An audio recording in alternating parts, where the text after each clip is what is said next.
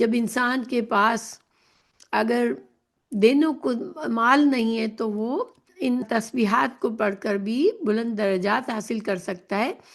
فرض نمازوں کے بعد تسبیح، تحمید، تکبیر اور تحلیل کرنا شرعی عمل ہے۔ بہت سی احادیث اس کے بارے میں آئی ہے۔ تسبیح کیا ہے؟ سبحان اللہ۔ تحمید کیا ہے؟ الحمدللہ۔ تکبیر کیا ہے؟ اللہ اکبر۔ اور تحلیل کیا ہے؟ لا الہ الا اللہ۔ تو اس کے بارے میں کچھ احادیث ہیں۔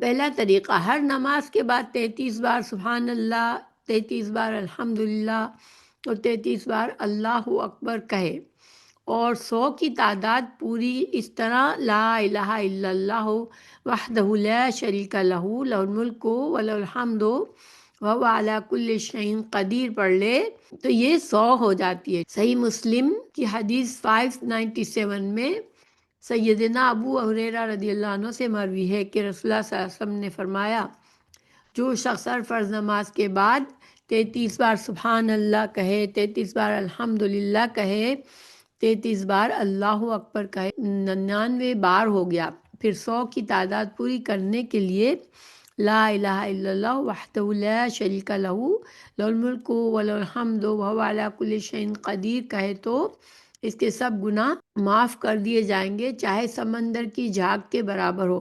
دیکھیں، نماز فرض کے بعد لمبا وقت نہیں لگتا یہ تسبیح پڑھنے میں۔ بعض اوقات انسان سستی کر جاتا ہے، جلدی میں اٹھ جاتا ہے، لیکن ہمیں عادت ڈالنی چاہیے کہ ہم ضرور یہ تسبیح پڑھیں فرض نماز کے بعد۔ ایک طریقہ یہ بھی ہے کہ 33 بار الحمدللہ، 33 بار سبحان اللہ اور 34 بار اللہ اکبر پڑھ لے انسان تو 100 کی تعداد ہو جاتی ہے۔ پھر اس کے بعد لا الہ الا اللہ وحدہ لا شریک لہ لہ الملک و لہ الحمد وہو علی کل شیء پڑھ لے تو یہ بھی طریقہ ہے۔ تو دیکھیں، فائدہ ہم نے کیا سیکھا یہاں پر اس تسبیح کا، کہ اس سے سارے گناہ معاف ہو جاتے ہیں، چاہے سمندر کی جھاگ کے برابر ہو۔ اس کا دوسرا فائدہ اس حدیث میں پتہ چلتا ہے، صحیح بخاری میں حدیث ہے، صحیح مسلم میں ہے، ابو ہریرہ رضی اللہ عنہ سے مروی ہے کہ نادار لوگ نبی کریم صلی اللہ علیہ وسلم کی خدمت میں حاضر ہوئے اور کہا کہ اصحاب دولت اور ثروت لوگ بلند درجات اور ہمیشہ رہنے والی جنت حاصل کر چکے ہیں،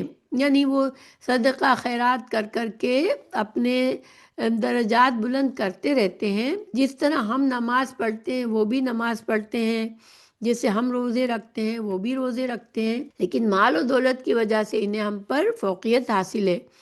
یعنی کہ دیکھیں، یہاں پر رشک کیا ہے، جو غریب لوگ تھے، حسد جائز نہیں ہے ہمارے لیے مسلمانوں کے لیے، لیکن کسی نیکی کے کام میں رشک جائز ہے۔ رشک کرنا کیا ہوتا ہے کہ انسان کسی کو نیک عمل کرتے دیکھے اور اس کے دل میں خواہش ہو کہ اللہ مجھے بھی توفیق دے کہ میں بھی وہ نیک عمل کروں اور وہ درجہ حاصل کر لوں جو وہ لوگ کر رہے ہیں۔ تو دیکھیں، یہاں پر غریبوں کو دل میں یہ خواہش آئی کہ نماز تو وہ بھی پڑھتے ہیں، ہم بھی پڑھتے ہیں، روزے بھی ہم بھی رکھتے ہیں، وہ بھی رکھتے ہیں، مگر ہم سے زیادہ نیک عمل وہ اپنے مال سے کرتے ہیں، دولت کو صدقہ کر کے، تو ہم تو اس سے محروم ہیں، اس لیے ان کے درجات تو بلند ہو جائیں گے، وہ حج کرتے ہیں۔ اب دوسری بات، جن کے پاس مال ہوتا ہے وہ حج کا فریضہ بھی انجام دے سکتے ہیں، جبکہ غریب لوگوں کے لیے استطاعت نہیں ہوتی، عمرہ کرنا کرتے ہیں، جہاد میں بھی شامل ہوتے، کیونکہ اس زمانے میں جہاد جو ہے انسان اپنا جان اور مال ساتھ لے کے چلتا تھا، اپنی سواری خرچ کرتا تھا، اپنا زادِ راہ خرچ کرتا تھا، اپنی جو وقت وہ جہاد میں لگاتا تھا اس میں وہ کمانا، اپنا جو بھی کمائی ہوتی تھی اس کو چھوڑ دیتا تھا۔ تو یہ سب کے لیے انسان کے پاس مال کی وسعت ہوتی تھی تو بھی تبھی وہ کر سکتے تھے، اور پھر اوپر سے صدقات بھی کرتے تھے، تو یہ غریبوں کے دل میں یہ رشک پیدا ہوا، اور رشک